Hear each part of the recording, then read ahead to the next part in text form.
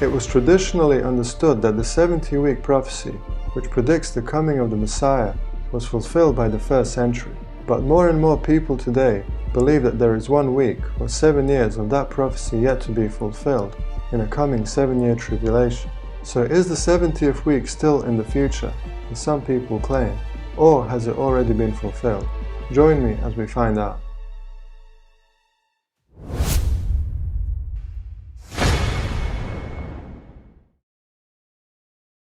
The Jews were still exiled in Babylon, and now living under Medo-Persian rule. The prophet Daniel was praying to God for the deliverance of the Jewish people. As he was praying, the angel Gabriel appeared and showed him what was to come. Daniel was told that the Jewish nation was to be put on probation for a period of 70 weeks, and the condition of the probation was to be their acceptance of the coming Messiah.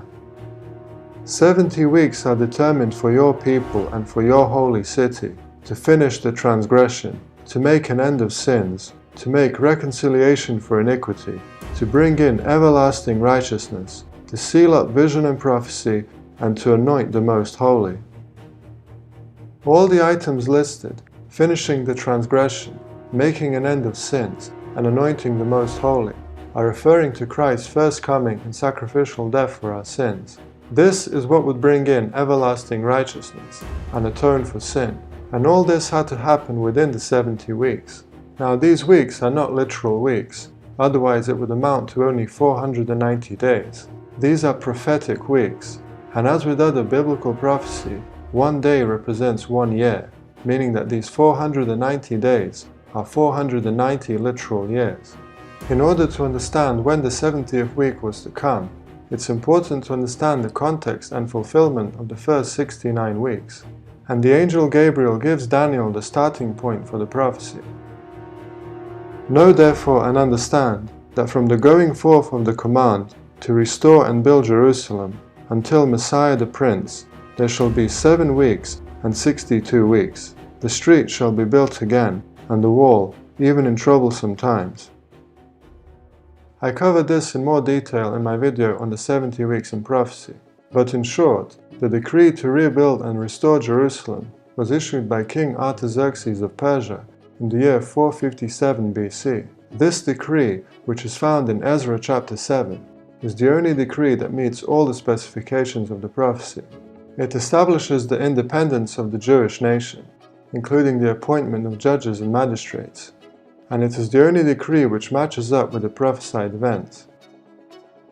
And the prophecy is telling us that from the time that this decree is issued in 457 BC until the appearance of the Messiah, there would be 7 and 62 weeks, totaling 69 weeks.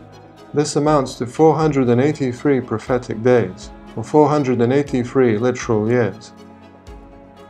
Now there is no year 0 when counting from BC to AD, so we need to add 1 year, and this means that the 69 weeks, or 483 years, were to expire in 27 AD. So according to the prophecy, it was in 27 AD that the Messiah was to be revealed, and this was the very year that Jesus was baptized and began his public ministry. In the Gospel of Luke, we are told that Jesus was baptized in the 15th year of Tiberius Caesar, the Roman emperor at the time. Tiberius Caesar co-reigned with his father Caesar Augustus from around 12 AD, making 27 AD the 15th year of his reign.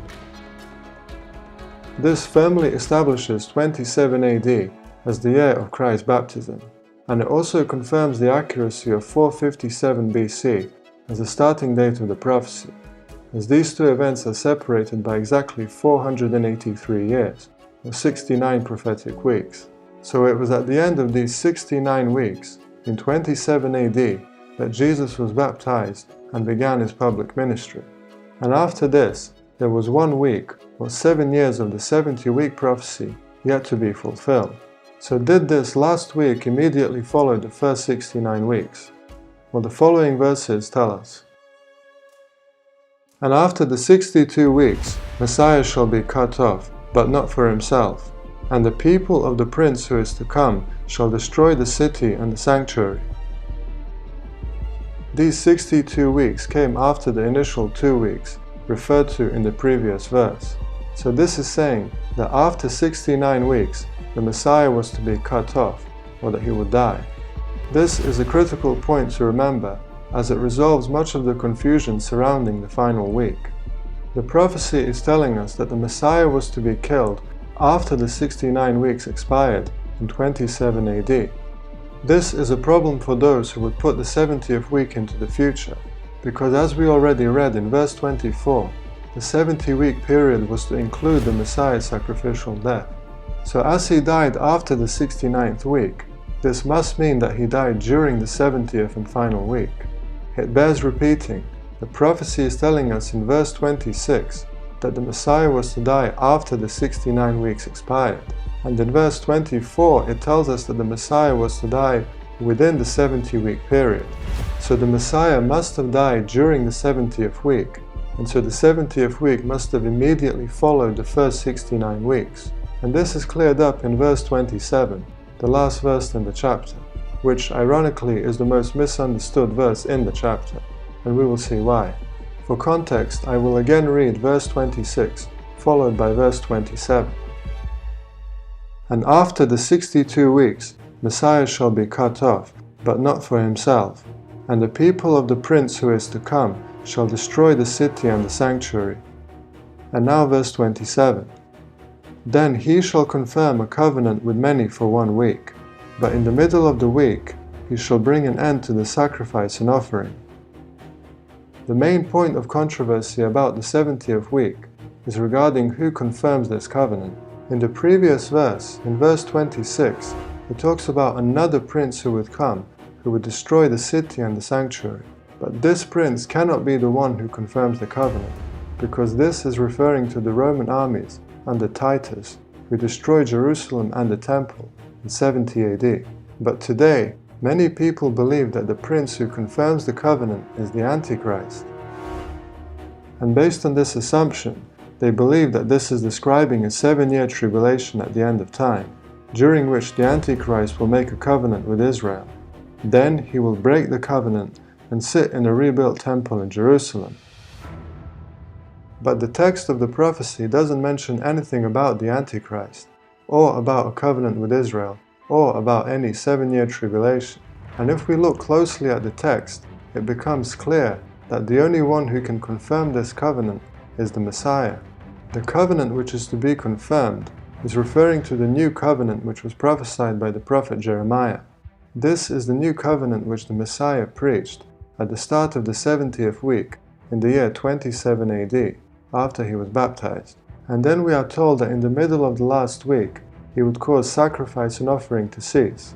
Now the entire sacrificial system of the Jews was pointing to the sacrificial death of the Messiah. After Christ's crucifixion, the sacrificial system was no longer accepted by God, as Jesus now became our Passover lamb, and this was signified by the tearing of the veil of the temple when Christ was crucified. Behold, the veil of the temple was torn in two from the top to the bottom. The earth quaked and the rocks were split.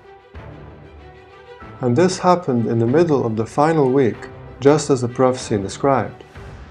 All these events synchronize with the starting date of the decree of Artaxerxes in 457 BC.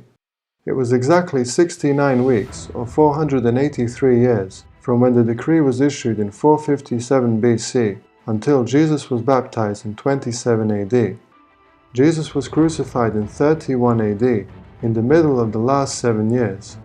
And for the remaining 3.5-year period of the last week, from 31 AD, Jesus' disciples continued to preach to the Jews until the 70 weeks expired in 34 AD with the stoning of Stephen.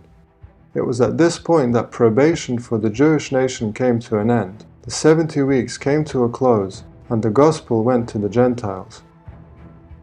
Not only does the prophecy describe Jesus' ministry and death during the final week, but there is nothing in the prophecy which even suggests that there is a gap between the first 69 weeks and the final 70th week, and so it logically follows that the 70-week prophecy was fulfilled in one block of time, just like all the other prophecies in the Bible.